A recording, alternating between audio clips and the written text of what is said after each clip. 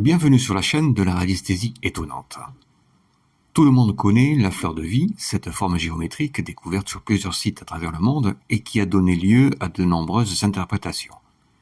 Voilà la fleur de vie dessinée sur une feuille et comme d'habitude, tout ce qui nous intéresse, c'est de savoir quel type d'onde elle émet et surtout, si ces ondes sont bénéfiques, comment on peut en bénéficier. Et on va en profiter pour savoir si, oui ou non, la fleur de vie peut servir à nettoyer un pendule, comme on l'entend si souvent. Pour analyser ce dessin, pas besoin de l'activer ou le positionner dans une direction quelconque, puisqu'il ne fait référence à aucun ouvrage existant. On lance simplement le pendule en mode recherche au-dessus de la feuille et on se rapproche du cercle progressivement. Le pendule oscille dans une autre direction et suit le cercle qui émet naturellement une onde magnétique. Ce cercle, comme d'habitude, sert à empêcher les ondes magnétiques à l'intérieur de s'en échapper. À l'intérieur de la fleur de vie, le pendule change d'orientation et se remet en mode recherche. Il ne capte aucune onde magnétique. Au centre de la fleur de vie, le pendule change d'orientation et oscille en direction est-ouest. Il gire à droite. Il oscille en direction nord-sud. Il gire à gauche. Il s'arrête.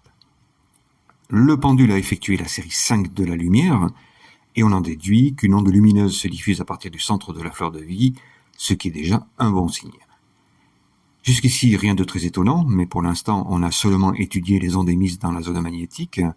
Et maintenant, on va s'attaquer à la zone électrique, et je rappelle que seuls ceux qui ont un pendule adapté pourront travailler dans cette zone. Je lève le pendule à au moins 20 cm de la fleur de vie pour me positionner dans la zone électrique, et je lance le pendule en mode recherche. Il change de direction et oscille en direction est-ouest. Il gire à droite.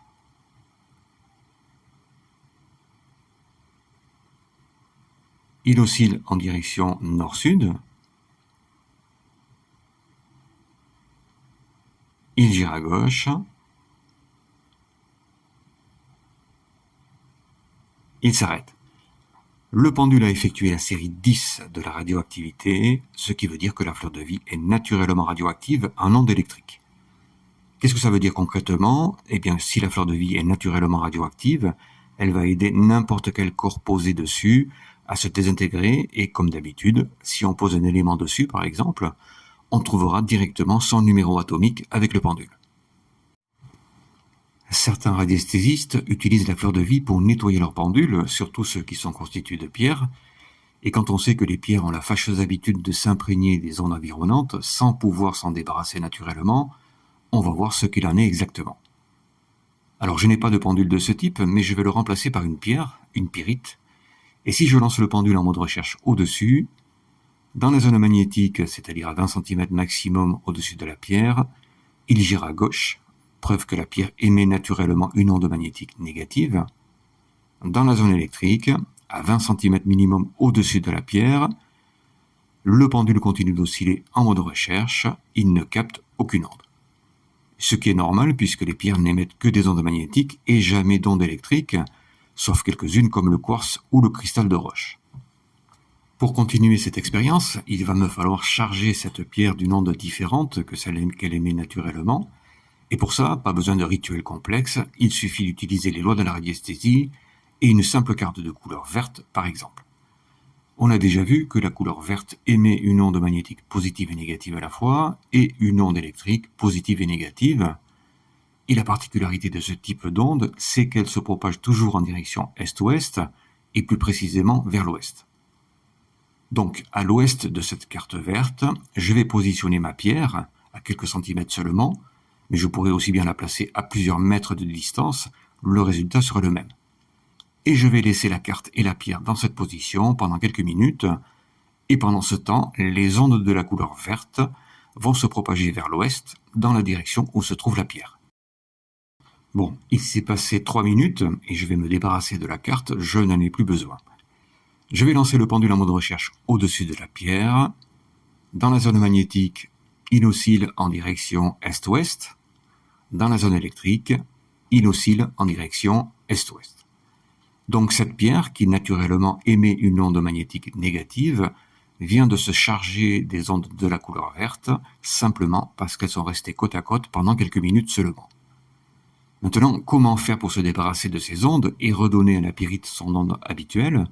Simplement en la posant sur la fleur de vie et en la laissant 1 minute environ. J'enlève la pierre de la fleur de vie et je lance le pendule en mode recherche au-dessus. Dans la zone magnétique, il gire à nouveau à gauche. Dans la zone électrique, il continue d'osciller en mode recherche, il ne capte plus aucune onde. La fleur de vie, qui est naturellement radioactive, a littéralement désintégré les ondes dont la pierre était imprégnée pour ne laisser que l'onde naturelle magnétique négative de la pierre. En se désintégrant, les ondes se propagent vers le haut, dans l'atmosphère, et en fait, la fleur de vie provoque le même effet que les rayons solaires. Au final, la fleur de vie n'a rien de magique, elle fait partie de ces corps qui ont l'avantage d'être naturellement radioactifs, ce qui leur permet de désintégrer tous les corps qui se trouvent à proximité, et dans le cas des pendules en pierre, de pouvoir les nettoyer très facilement. La fleur de vie a quand même une dernière particularité, c'est qu'elle émet une onde étonnante en direction du sud, et comme les Pakois, on peut la considérer comme une boussole. Les Chinois ont inventé le Pakwa il y a des millénaires et ils savaient déjà, avant tout le monde, que les ondes qui se propagent naturellement vers le sud sont toujours bénéfiques. C'est pour cette raison que les anciennes boussoles chinoises indiquaient toujours le sud plutôt que le nord. Si je lance le pendule en mode recherche tout autour de ce Pakwa, il oscille dans ce mode jusqu'à ce qu'il trouve l'onde qui s'en dégage et qui se dirige vers le sud.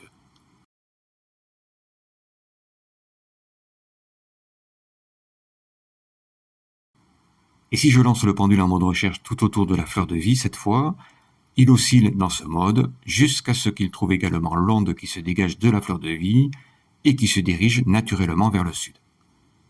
Et bien sûr, quand on sait où se trouve le sud, on sait où se trouvent les autres points cardinaux, une autre façon de s'y retrouver lorsqu'on est perdu dans la nature. Merci d'avoir suivi cette vidéo et n'oubliez surtout pas de vous abonner.